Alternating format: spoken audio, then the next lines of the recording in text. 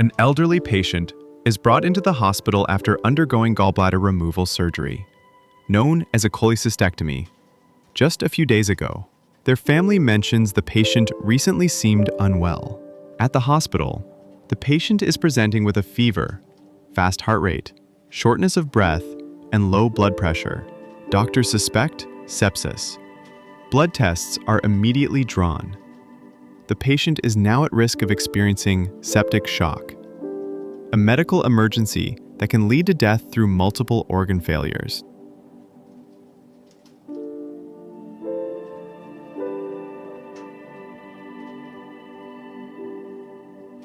Stage 1. Sepsis begins. 0 to 3 hours.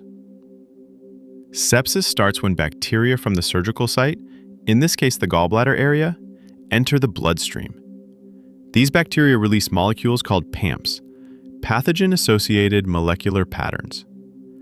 Immune cells like macrophages detect these invaders using special receptors known as pattern recognition receptors, or PRRs. Once the immune cells detect the bacteria, they release molecules called cytokines. Cytokines are small proteins that help control the immune response.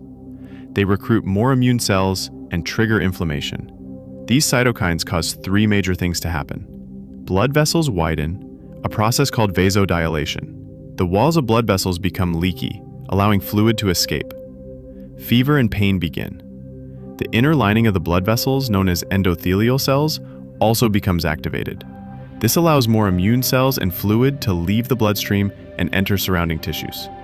But this results in fluid loss from the blood, which causes low blood pressure, known as hypotension. With less blood pressure, organs receive less oxygen and nutrients. Doctors act quickly. They begin initial fluid resuscitation.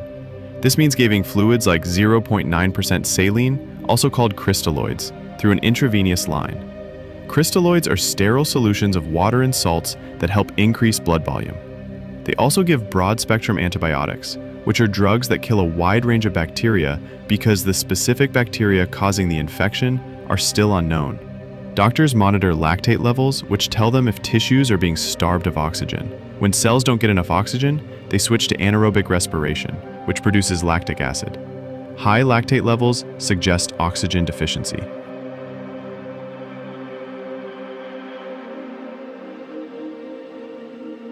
Stage 2. Cytokine storm and SIRS, 3 to 6 hours.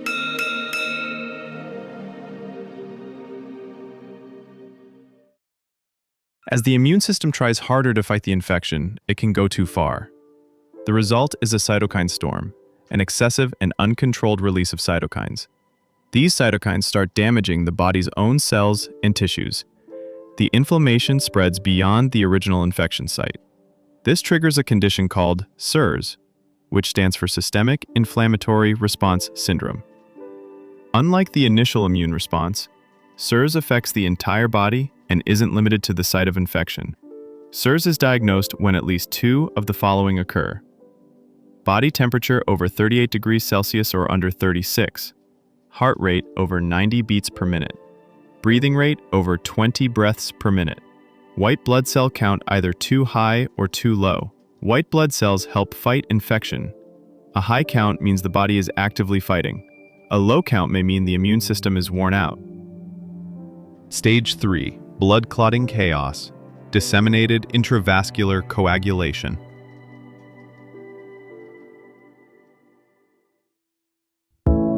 At this point, the immune system activates the coagulation cascade, a chain reaction that normally forms blood clots to stop bleeding. But in sepsis, the cytokines trigger this process even when it's not needed. Fibrin, a protein that forms the mesh of blood clots, builds up in small blood vessels.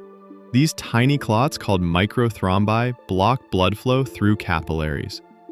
Clotting proteins become used up, leaving the body unable to clot properly when it actually needs to, leading to bleeding in other areas. This deadly mix of clotting and bleeding is called DIC, or disseminated intravascular coagulation. Meanwhile, vasodilation and leaky vessels reduce blood pressure even further. With less blood and less pressure, organs and tissues are now severely starved of oxygen.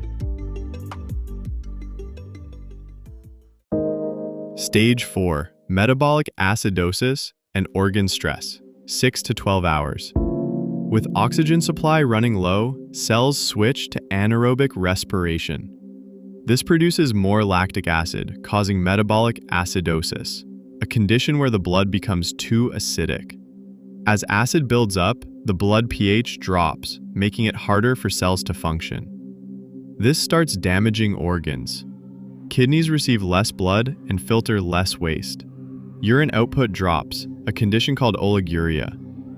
Brain function declines. The patient may become confused or agitated. Skin becomes cold and clammy as blood is diverted to more vital organs. Doctors may now give vasopressors like noradrenaline. These drugs tighten blood vessels to raise blood pressure.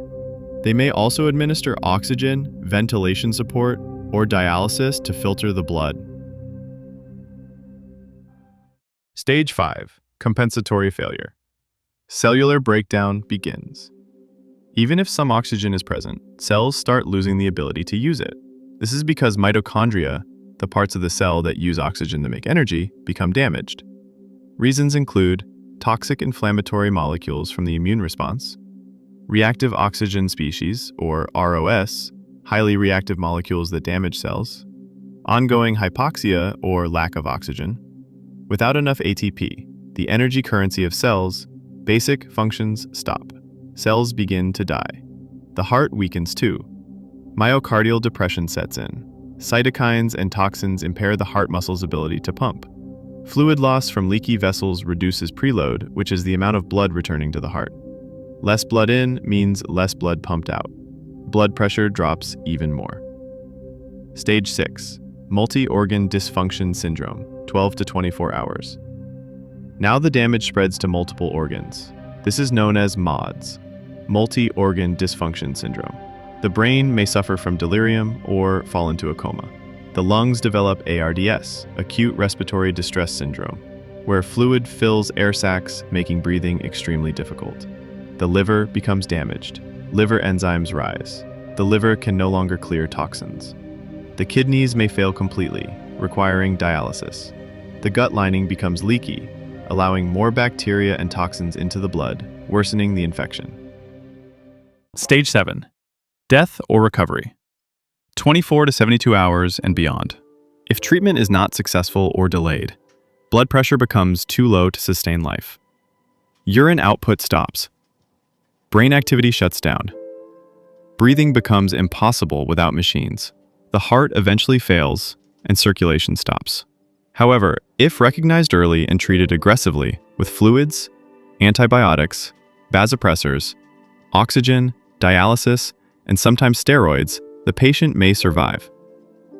Early intervention is critical. This is what happens to the body during septic shock.